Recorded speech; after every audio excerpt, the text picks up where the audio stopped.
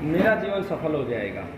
जो मैं आपको बता रहा हूँ, बहन जी ये मास्क हटा दे, इधर ये लगा रखा है, आपको कुछ नहीं होने वाला है। ऑक्सीजन की कमी से सारी बीमारियाँ होती हैं, जिसे आप लेना नहीं चाहते और जिसे आप जनरेट नहीं करना चाहते। आज सबसे बड़ी जो हमारी गुलामी है ना, मानसिक सोच है, सरकार की भी समाज की भी। सबको ये लगता है कि हॉस्पिटल अगर बढ़ेंगे, डॉक्टर अगर ज़्यादा बढ़ेंगे तो बीमारियां ठीक होंगी। हमें विकास का भी पैमाना ये नज़र आने लगा है कि जितनी ज़्यादा बिल्डिंगें बनेंगी, जितने ज़्यादा रोड बनेंगे, जितना विकास होगा। हम घर का भी विकास तभी समझते हैं कि हमारा 2 मंजिला 3 मंजिला 4 मंजिला मकान बन जाए तो हमारा विकास हो गया, भले ही घर में आपस में किसी को प्रेम ना हो, है ना। तो मैं बीमारी के विषय में बात करूंगा, बाकी विषय पे बात नहीं करूंगा। भारत में जो भी बीमारियां हैं उसका सोल्यूशन हॉस्पिटल नहीं है, उसका सोल्यूशन भारतीय संस्कृति में है। इसको आप समझोगे तो भारतीय संस्कृति जब तक थी तब तक भारत में समस्याएं बहुत कम थी। ऐसा नहीं समस्याएं नहीं थी, अगर नहीं होती तो महाभारत क्यों होती। समस्याएं थी लेकिन बहुत कम थी। आज भी देखोगे 3000 साल पुराने आपको मंदिर मिल जाएंगे इस देश में, है या नहीं है। क्या आपको कोई हॉस्पिटल दिखाई देता है? ऐसा नहीं है कि हमारे लोगों को चिकित्सा का ज्ञान नहीं था। दुनिया में जब लोगों को ठीक से खाना नहीं आता था, उस समय हमारे पूर्वज सर्जरी करते थे। हमारे यहाँ जो व्यवस्था है उसमें एक से एक बड़े वैज्ञानिक होते थे।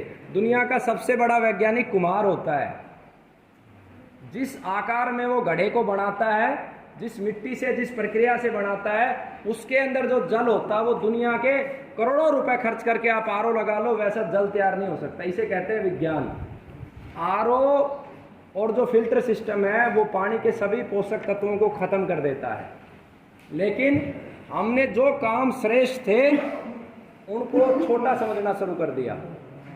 हमने, हमारी दृष्टि, हमें जब किसी एयर कंडीशन की दुकान पे जाते तो हमें लगता है एयर कंडीशन लेके आए तो हमारा स्टैंडर्ड अप हुआ है, आरओ लगा लिया तो स्टैंडर्ड अप हुआ है, फ्रिज ले आए तो स्टैंडर्ड अप हुआ है। लेकिन घर में एक मिट्टी का मटका रखते हैं तो हमें लगता है कि हम पिछड़े हुए हैं। ये मानसिकता जानबूझ के हमारे अंदर डाली गई है टेलीविजन चैनलों के माध्यम से। तो इस मानसिकता को आप बदलोगे तो बीमारियों से दूर हो पाओगे, अपनी संस्कृति की ओर लौटोगे, अपने पूर्वजों को समझोगे, अपने पूर्वजों का सम्मान करोगे तो सारे रास्ते मिल जाएंगे। अन्यथा वो दिन भी इस देश में आएगा कि संतान पैदा करने के लिए आपको हॉस्पिटल में जाना पड़ेगा। आपके बच्चे संतान पैदा नहीं कर पाएंगे, फर्टिलिटी सेंटर खुलेंगे। वो दिन भी आएगा। क्यों आएगा?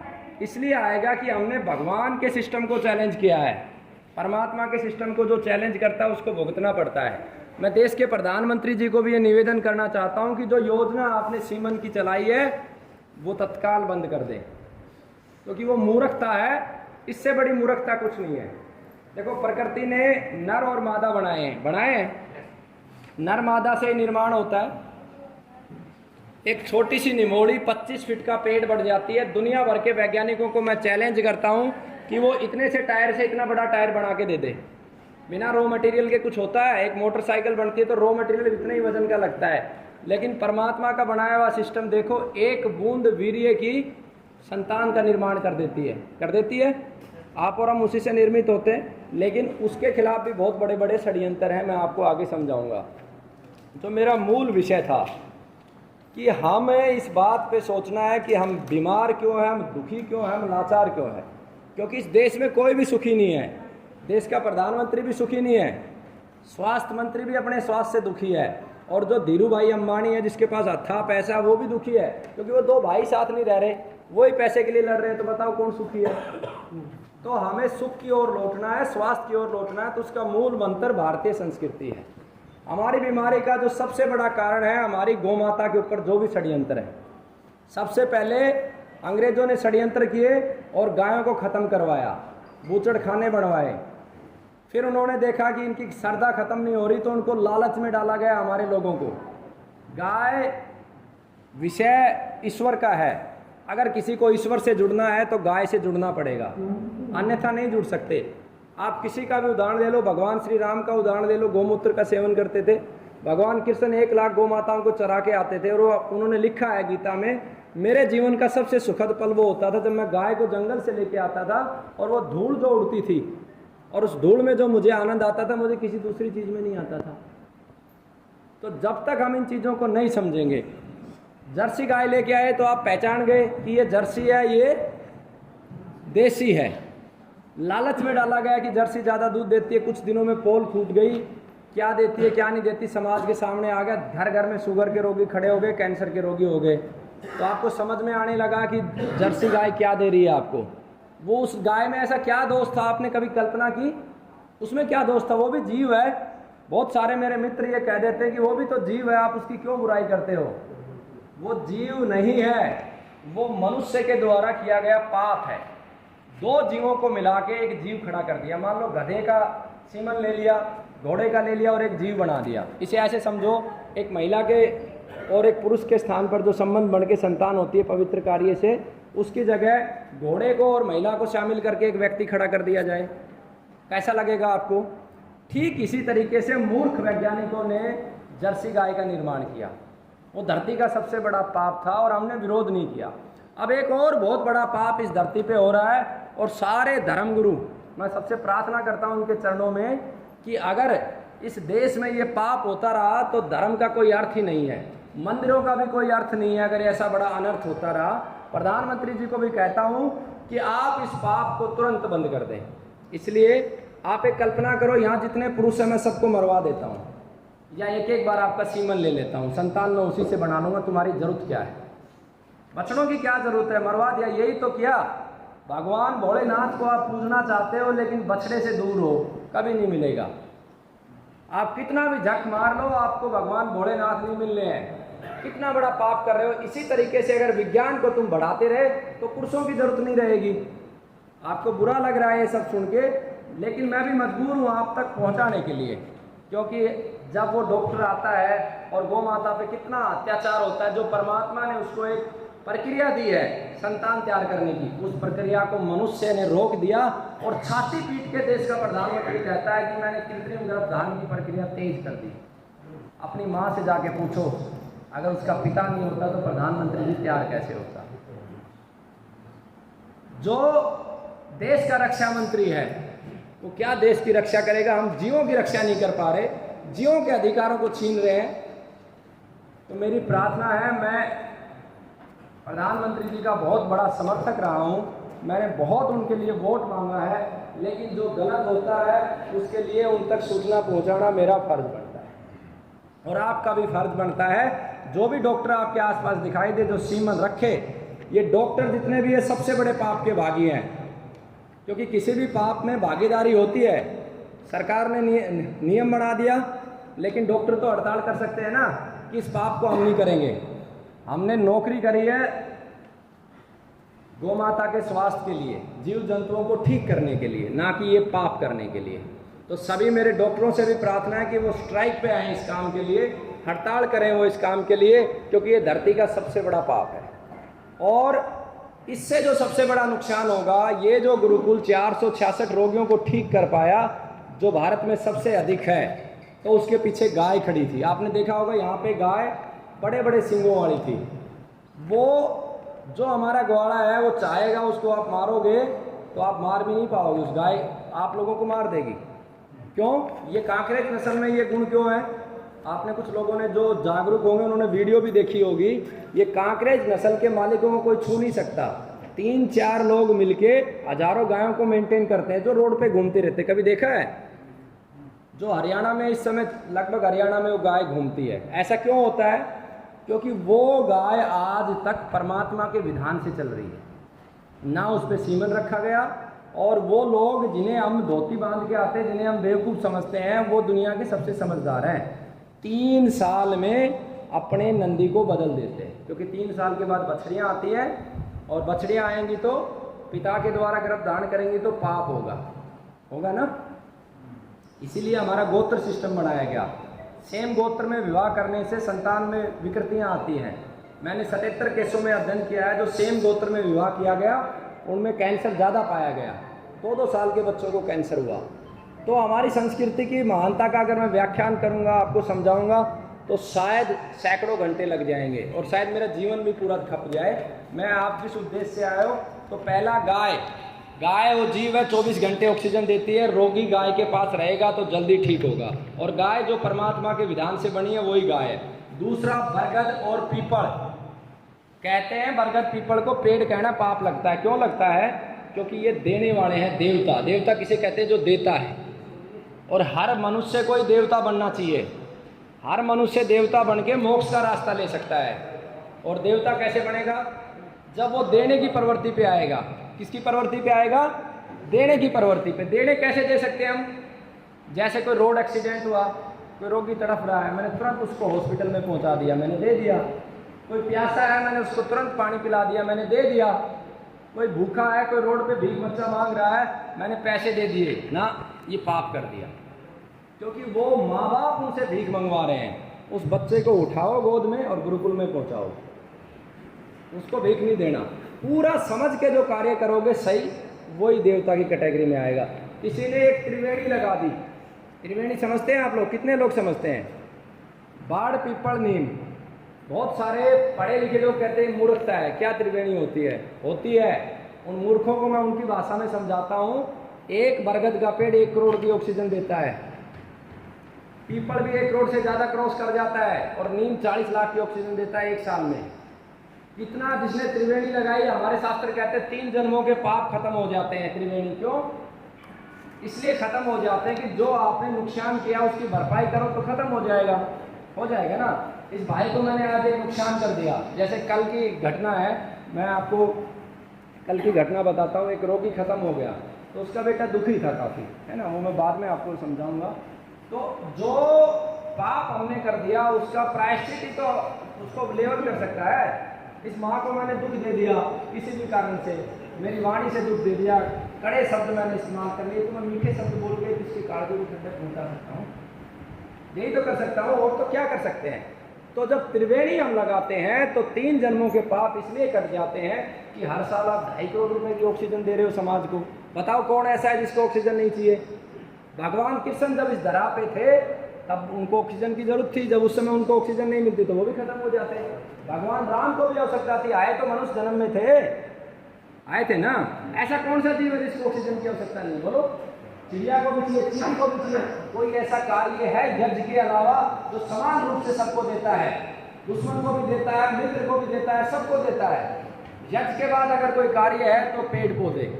इसीलिए त्रिवेणी को बोला गया 3 जन्मों के पाप ये काट देती है। मैंने सुना है, मैं अपने मन से आपको बता रहा हूँ, जो समझ में आया वो आपको बता रहा हूँ। मेरी बात सारी सत्य होंगी ये जरूरी नहीं है। मैं अपने जीवन में जो अनुभव लेता हूँ आप तक देता हूँ, आप उसका मूल्यांकन करो, लागू करो।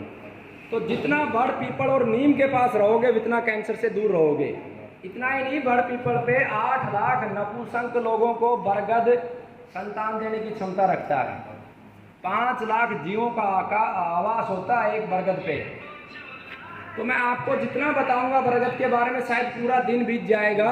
बरगद और पीपल जो कोरोना काल में एक एक पत्ते से लोगों को बिल्कुल ठीक किया है, कितना बताएंगे, पूरा समय निकल जाएगा। तो दूसरा जो सबसे बड़ा रोगी को करना है, बड़ पीपल के साथ रहना है। और बड़ की जो पोपड़े आती हैं, नीचे गाड़ी आती है, वो खिलाना है। लेकिन वो खिलाओगे तो आपको पाप लगेगा, क्योंकि वो उसकी क्षमता को खत्म करेगा। वो तीव्रता से आगे बढ़ना चाहता है, समाज को देने के लिए बरगद आगे बढ़ना चाहता है, जड़ें अपने नीचे लेके आना चाहता है ताकि उसका तना बढ़ जाए उस जड़ से और वो समाज को और दे पाए। हर कोई देना चाहता है इस प्रवृत्ति में, मनुष्य को छोड़ के सब देना चाहता है। आप देखोगे गाय भी देना चाहती है, चिड़िया भी आपको देना चाहती है, मोर भी आपको देना चाहता है। आपके हालात इसीलिए हुए कि हमने जीवों को मार दिया, अन्यथा नहीं होते ये हालात। बीमारी का नहीं कह सकता, जीवन का मैं नहीं कह सकता मैं कल मर जाऊं, किसने देखा है? किसी को नहीं पता। लेकिन हमारे जो दुख के हालात है, हम हर क्षण मर रहे हैं। आप बताओ कौन सा व्यक्ति सुखी है? कोई सुखी नहीं है। इतनी ईर्ष्या हमने पाल रखी है, भाई के प्रति, पड़ोसी के प्रति, ऑफिस में इतना, ये कितना, कोई एक क्षण सुख का कोई नहीं जीता है।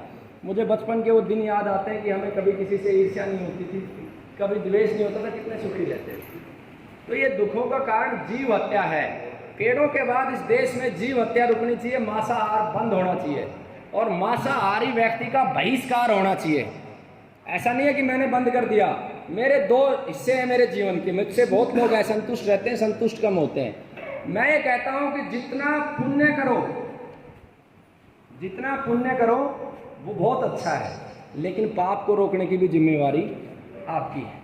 मैं शराबी रहा हूं, आपके सामने कह रहा हूं, मेरे शरीर में वो सब विकृतियां थी जो एक साधारण व्यक्ति में रहती हैं।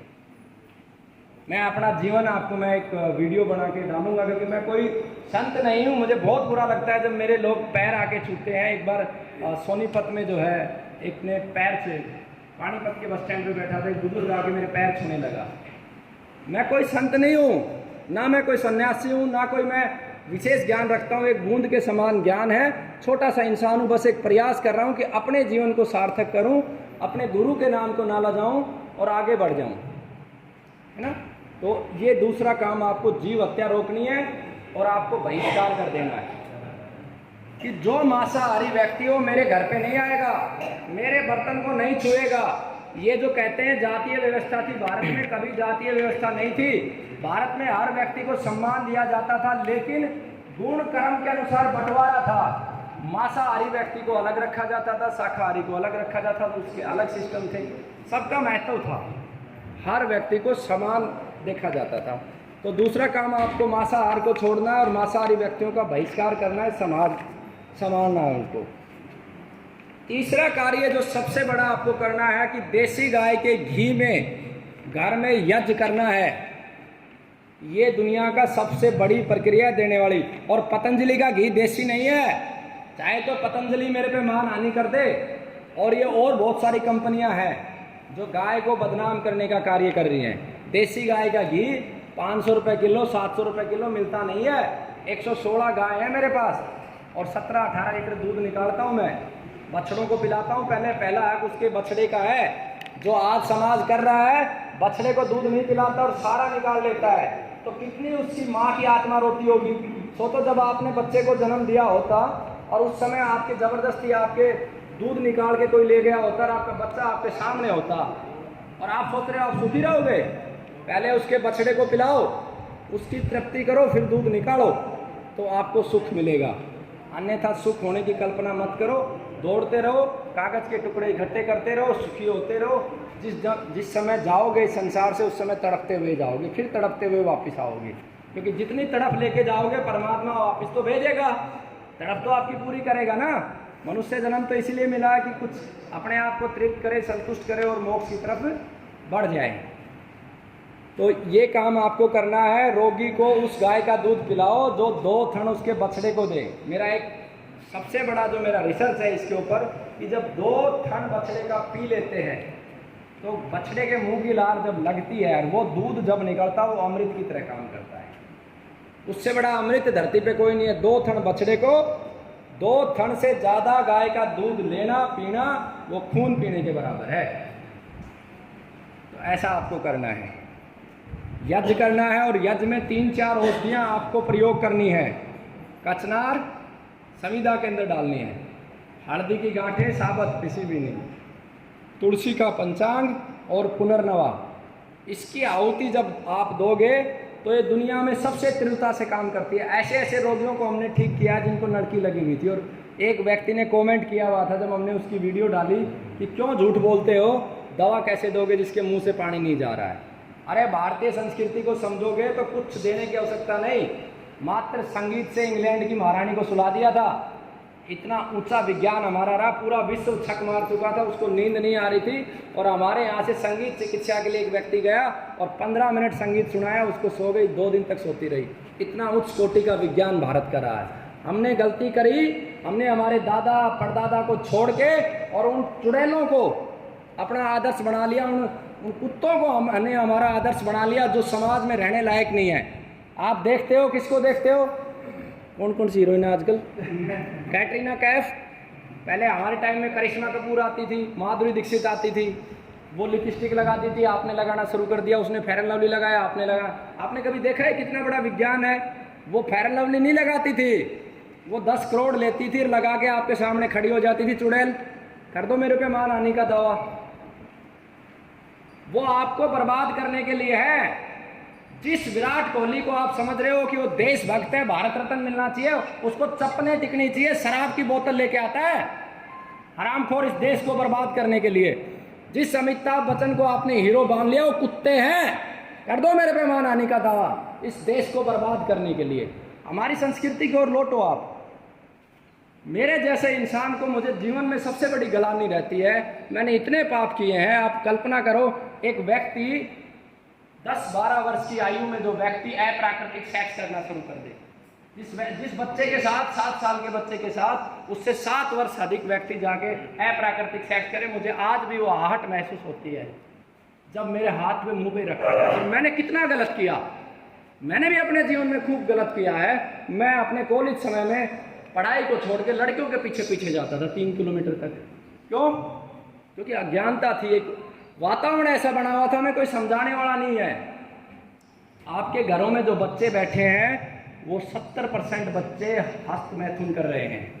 आपको पता है एक बूंद वीर्य की कितनी कीमती है? एक संतान का निर्माण कर सकती है। 8 GB स्नायु मस्तिष्क के डिलीट कर देती है। इसलिए लड़ना होगा आप लोगों को। आप नहीं लड़ोगे तो आप हार जाओगे, आपकी संस्कृति हार जाएगी। तो जितने फैशन के आइटम है ये सब महिलाओं को हटाने होंगे, इसकी जगह श्रृंगार लेके आना होगा। चंदन लेके आओ, अपने होठों पे चंदन लगाओ, हल्दी और घी मिला के लगाओ। पीले करने हैं, लाल करने, हरे करने तो पीपल के पत्ते और घी मिला के लगाओ। जो करना है करो, लेकिन प्राकृतिक हो, आपको नुकसान ना हो, आपके शरीर को नुकसान ना हो। ये नेल पेंट के लिए मर जाती हैं महिलाएं। शराबियों के ऊपर इतने कमेंट होते हैं कि शराब शराब शराब। ये नेल पेंट छोड़ देती है क्या महिलाएं? नहीं छोड़ती। कल भी एक रोगी ठीक होके गया कैंसर का, उसकी पत्नी लिपस्टिक लगा के आई थी। मैंने उसको कहा कि बहन जी 6 महीने मैंने आपको यहाँ पढ़ाया है, आप पे कोई फर्क नहीं पड़ा क्योंकि आप गुलाम हो चुके। आप जो हाथों पे नेल पेंट लगाते हो, जब आटा गूंथते हो तो वो जहर आपके बच्चों के पेट में जाता है और धीरे धीरे वो आपके बच्चों को खाता है। तो आपको इन सब चीज़ों से बाहर निकलना होगा। मैं ज़्यादा समय नहीं लूँगा। मूल बात यह है, सृष्टि का मुझे जो लगता है सबसे बड़ा और सबसे अच्छा जो कार्य है वह है पेड़ पौधे लगाना, जीवों को बचाना, जीवों की सेवा करना। यही मनुष्य को सुख की ओर ले जाएगा। बड़े बड़े जंगल बनाओ, अपनी जमीन में जो पैसे वाला 1-2 एकड़ में बड़ पीपल लगाओ। जिसके पास पैसा भगवान ने दिया है, जिसके पास पैसा नहीं है शमशान घाटों में लगाओ, स्कूलों में लगाओ, खूब पेड़ पौधे लगाओ, खूब जीवों को बचाओ, खुश रहो, दूसरों की सेवा करो। इसी में आनंद छिपा हुआ है और इसी में सब कुछ है। इस पर्चे को अच्छे से पढ़ लेना और इस पर्चे को जितना आप सर्कुलेट करोगे, क्योंकि कैंसर जो है, सिर्फ मैं कैंसर की बात करता हूँ, बाकी कोई ऐसी बीमारी नहीं जिसको हम ठीक नहीं कर पाते, लेकिन कैंसर को 50 से 70% से अधिक रोगियों को मैं नहीं बचा पाता हूँ, उससे बाकी को नहीं बचा पाता हूँ। आप सोचो, आप लोग एक बड़ी उम्मीद के साथ आए हो, आप में से 50 लोग ठीक हो जाए, 50 ठीक ना हो, मुझे क्या मिलेगा? मुझे तो दुख ही दुख मिलेगा। मुझे कुछ मिलने वाला नहीं है, मैं तो दुखी होना हूँ। अगर 100 के 100 बच जाए तो मुझे सुख मिलेगा, क्योंकि जो ठीक हो गया वो तो भूल जाऊँगा। पिछली बार भी एक हिमाचल से आया था जिसका 36 साल का लड़का ख़त्म हो गया। तो मैं तो दुखी रहता हूँ। इसलिए आप इस पर्चे को लागू करके इसको जितना सर्कुलेट करोगे उतना कैंसर रुकेगा, और इसको जो धारण कर लेगा वो सुख में हो जाएगा। कैंसर का सबसे बड़ा कारण कर्म है। कर्म को समझते हो आप? जैसे आपने 15 मिनट वेस्ट कर दी गलत काम में, टीवी देख के, कहानी घर घर की देख के, तो आपने कैंसर पाल लिया है, बीमारियों को पाल लिया। पर गलत आपने समय का दुरुपयोग कर दिया। आपके आंखों के सामने पानी बर्बाद हो रहा है, आपने उसे नहीं रोका। आपके आंखों के सामने गलत काम हो रहा है, आपने उसे नहीं रोका। एक बार मुझे अफसोस है कि मैं एक एक्सीडेंट में एक देखा व्यक्ति और मैं उसे उठा नहीं पाया। मुझे ज़िंदगी भर अफसोस है। आज भी मैं उसको पीड़ा को महसूस करता हूँ, क्योंकि वो पीड़ा मुझे इस रूप में मिली कि बाद में मेरा दोस्त जिसके नाम से संस्था है, उसका भी एक्सीडेंट हुआ रोड पे और उसको भी नहीं उठाया, वो ख़त्म हो गया, जो मेरे मन के बहुत करीब था। आज भी ऐसे लगता है मेरे साथ साथ चलता है। तो जैसा करोगे भरोगे। मैंने जितना बुरा किया मैंने भोगा उसको। मेरे व्यक्तिगत जीवन में मैंने जो गलत किया मैंने सब उसी रूप में भोगा है। इसीलिए मैं कहता हूँ कि सत्य के मार्ग पे बढ़ जाओ, मत डरो। बाधाएं आएगी। मैं जब तक गलत करता था, जब तक मुझे कोई बाधा नहीं थी। सब मेरे को अप्रिशिएट करते थे, कोई रुकावटें नहीं थी। आज बहुत सारी रुकावटें आती है, कोई कहता करोड़ खा गया, कोई कहता 2 करोड़ खा गया, कोई कुछ लांछन लगाता है, कोई कुछ लांछन लगाता है, सब अपने अपने तरीके से करते हैं। लेकिन आनंद आता है, दुख होता है, ठीक नहीं होते हैं, बहुत सारी समस्या है, लेकिन मन संतुष्ट है कि गलत नहीं किया। तो ये सारी चीज़ें आपको लागू करनी है।